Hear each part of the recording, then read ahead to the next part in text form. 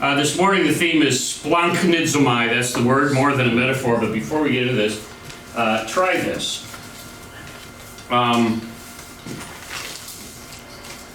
Raise your hand if you've ever gotten a little weak in the knees at the sight of blood, like, you're in the hospital room, or, your kid gets a boo-boo. Okay.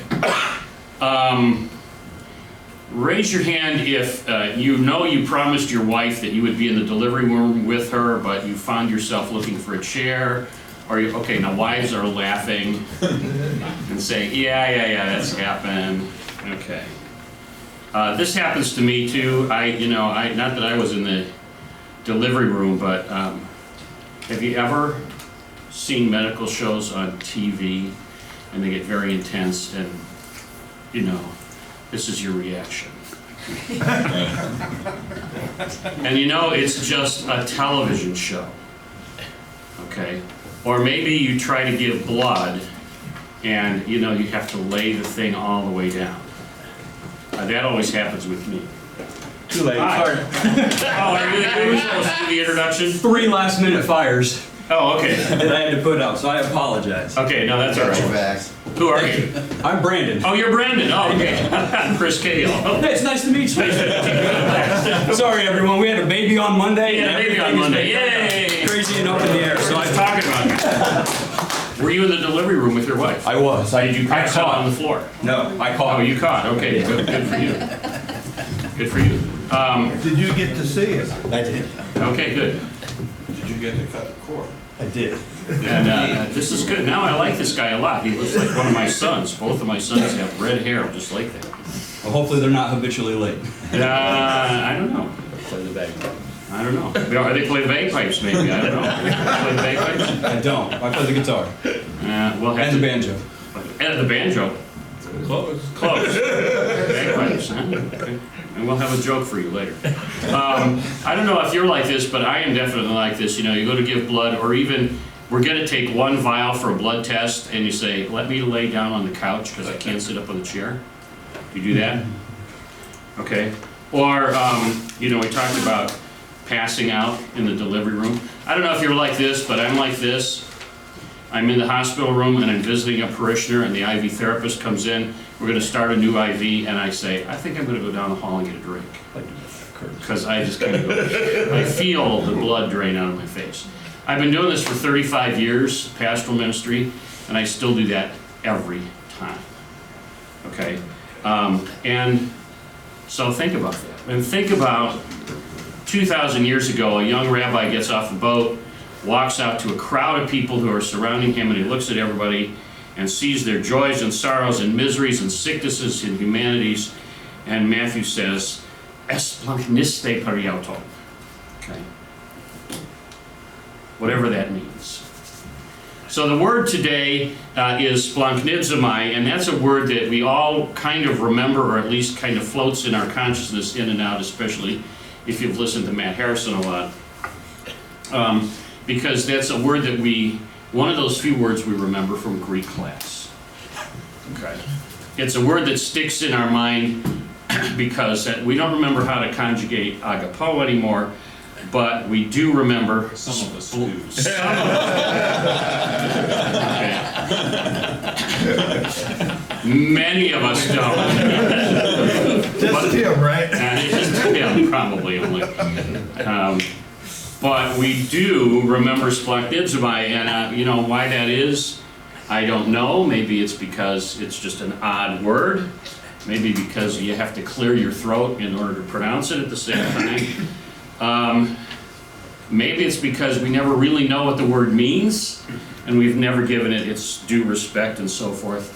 And today I want to kind of think about that word a little bit, because I want to take it on a little different road than what we normally do.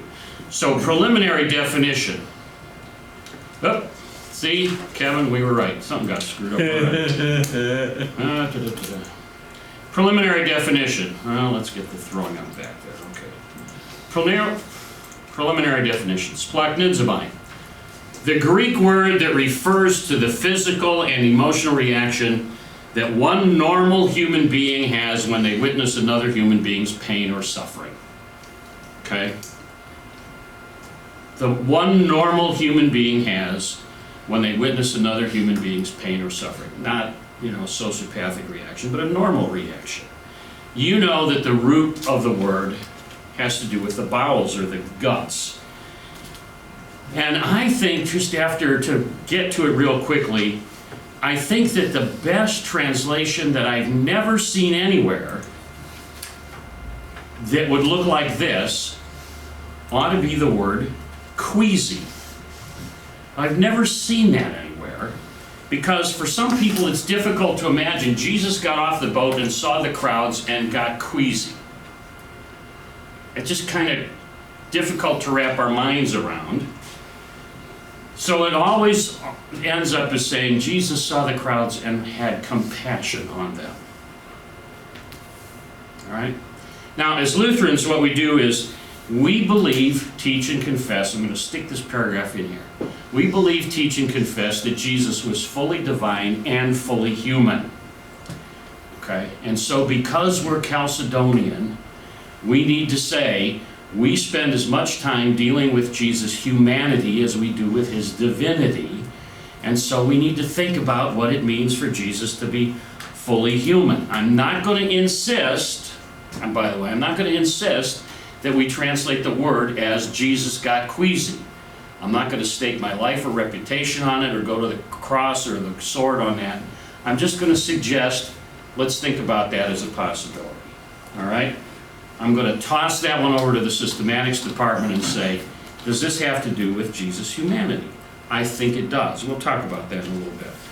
But because this is exegetical, let's talk about the text where we find splunk nidzomai, okay? And so there's only a couple of key texts in which that shows up, and I'm going to focus on Matthew 9:36. In Matthew 9:36, when Jesus gets off the boat and he sees the crowds and their deplorable condition, and he says, they're like sheep without a shepherd, right? And the Greek reads, Idon te tous ochlus esplunk nidste periaton. Now, how are you going to translate those words? Well, if you go to the website Bible Gateway and take a stroll through all the English translations of the Bible Gateway, it's kind of amusing. You see several translations, 3 of them that read, when he saw the crowds, he had compassion for them. You had 2 of them that say, when he saw the crowds, he felt sorry for them. The Good News translation reads, as he saw the crowds, his heart was filled with pity for them. J.B. Phillips says he was deeply moved with pity for them. King James Version uses the word compassion. Living Bible uses the word pity. The Message, Gene Peterson, when he looked out over the crowds, his heart broke. My favorite is, for some reason or other, they list the Wycliffe Bible, delightfully says, forsooth Jesus, seeing companies, had ruth on them, for they were traveled and lying as sheep not having a shepherd. I just love that translation. We know what ruthless is, now we know what ruth is, okay? He had ruth on them. Just to be fair, the word, or the usage of splunk nidzomai shows up in Luke at the funeral in Nain, and it shows up at the return of the prodigal son, but all the translations also are about compassion and pity and so on. Now, we're always told, when you look it up in the lexicons, Bauer and so forth, that the Greeks said, oh, this is all about the bowels, it came from that, but somehow we jump right away to the emotions with this. If you go to the commentaries, and if you don't know by now, you can go right to a whole list of good evangelical commentaries on Bible Hub and Blue Letter Bible, and there's a whole list of these things. But they all say, oh, this is all about compassion and pity. Okay? And they just jump right to it. So, Jesus had this thing in his gut, but it's all about compassion and pity. And even though they do that, to be fair, they don't really deal with the word at all. They just are ready to jump right to what Jesus is going to do with the crowds. The crowds are like sheep without a shepherd. So what are we going to do, disciples? We're going to minister to them. We're going to heal them. We're going to go out. We're going to pray to send workers out into the harvest and so forth. And that's true of, for instance, our friend Jeff Gibbs in the Concordia commentary on Matthew. And the only exception that I found was John MacArthur's commentary, who starts by saying, this is a figurative expression, but then he delves into this whole paragraph about the physiological effects of splanchnizomai, the gut and the bowels and the heart and all that other stuff. And by the way, all of the references that I'm making here, they're all in notes that are at the back end of the paper, so you can read all that for yourself. If you look at the Concordia Publishing House Lutheran Study Bible of 2009, you see it pretty much does the same thing. It's got 3 sections, 3 notes on these 3 passages at Matthew 9, Luke 7, and Luke 15. And they'll say, literally, like at Matthew 9, it says, literally moved with pity. And I don't think that's what it literally says. Okay? I think it literally says he became queasy. So already what they're saying, a literal translation, is figurative, based on a term referring to the belly and so forth. So we just keep on jumping to this metaphorical or figurative use right away, even in the Lutheran Study Bible, either jumping to a form that says this is always the seat of the emotions, or you get to Luke 15, and here's the note there where it says, in the New Testament, this word is largely used only of God, of Jesus, and in parables of characters representing God. The word, therefore, represents gracious love beyond the human norm, understanding and reaching into the life of another. Well, yeah, okay, but, you know, there's a leap of several steps to get there that I really wish whoever wrote that note would have not leaped that leap quite so quickly. So before we get to that leap, let's take the steps that I think we should take. That's the point here today. So let's think about the physiology of splanchnizomai. Okay? And in order to do that, let's turn away from theology to human studies, particularly the field of traumatology. In traumatology, we're learning from the studies and work with returning war veterans, we're learning a lot about PTSD. And researchers are finding out that PTSD involves not only emotional, but physiological symptoms. It's not enough that you got a guy plagued by haunting and repetitive nightmares, but his heart races, he has night sweats, he's got intestinal issues, and a whole lot of other maladies that have no organic explanation except his emotional suffering.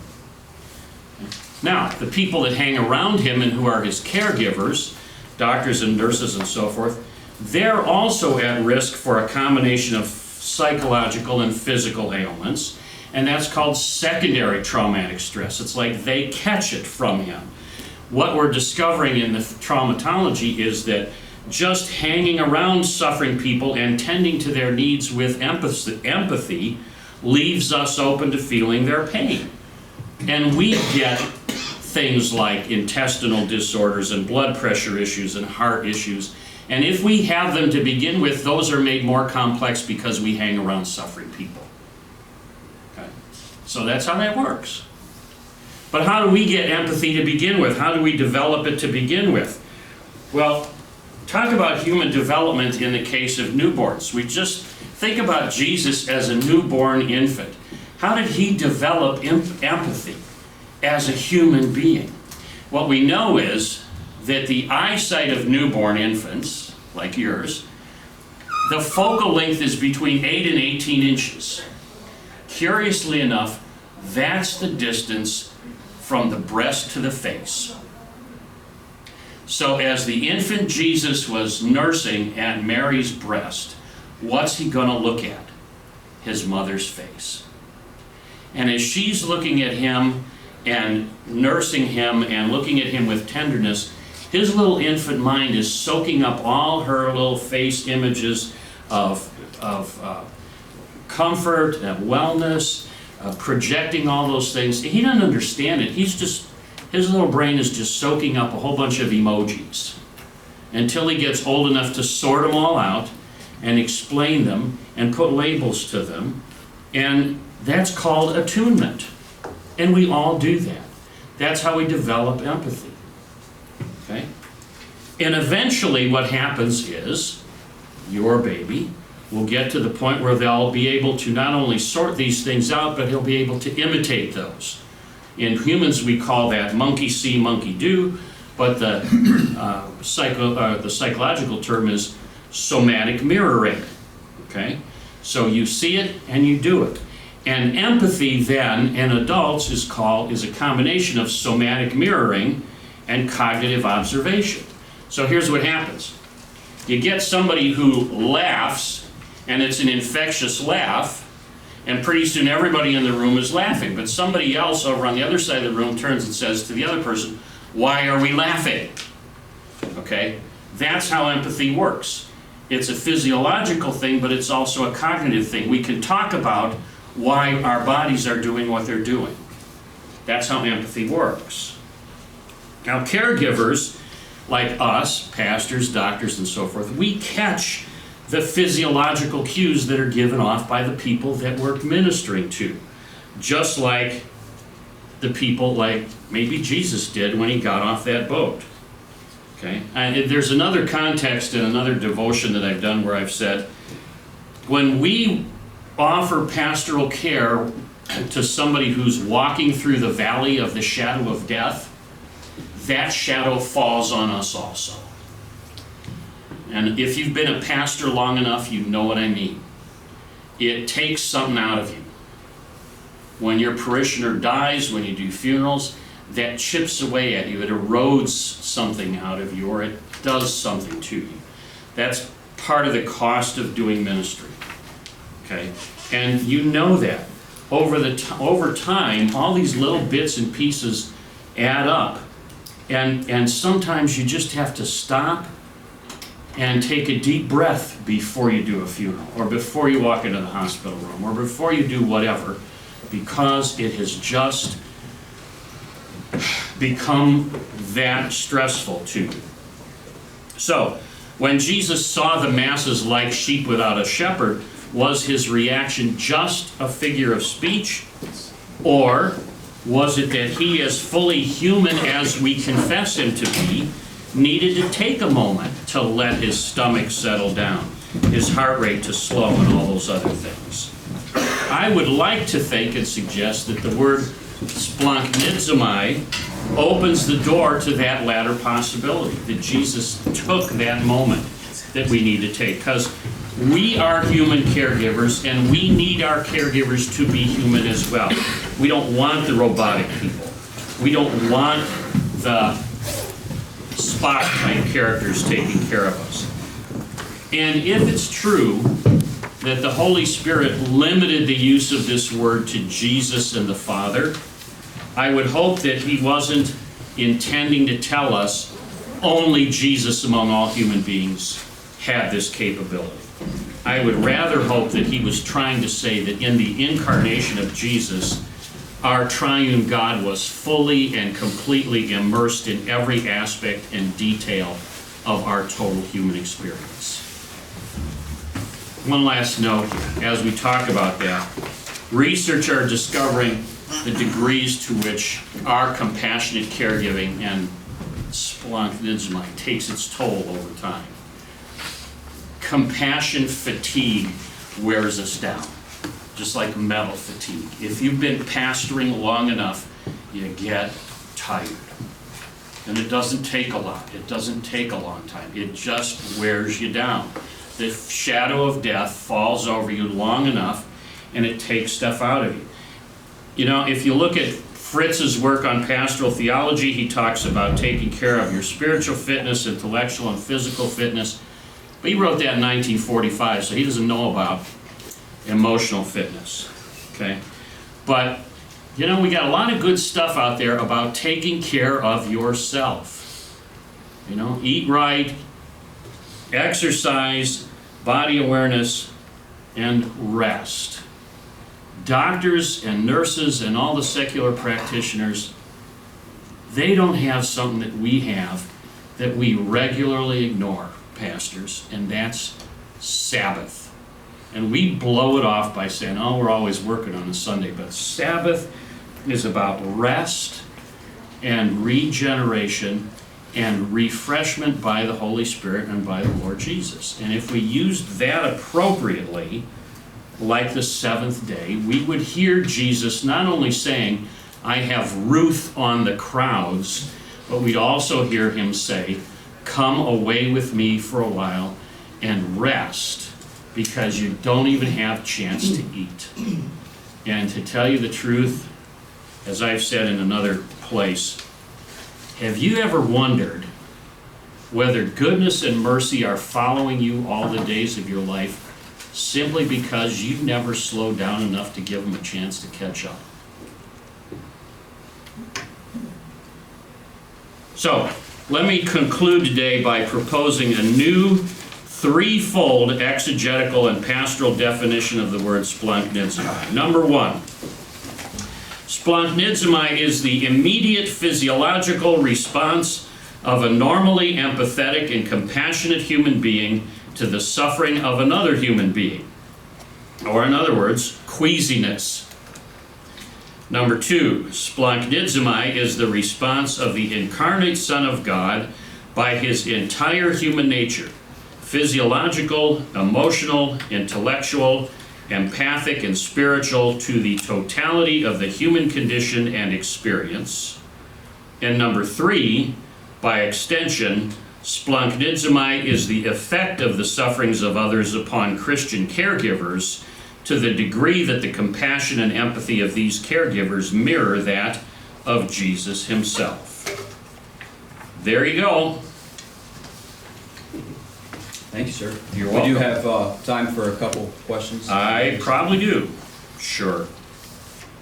Well, I'll kick one off. As a Marine Corps veteran with post-traumatic stress disorder, I can give credence to not only the psychological but the physiological aspects that you talked about. Things like high blood pressure, type 2 diabetes that have no normal consequence of happening at my age.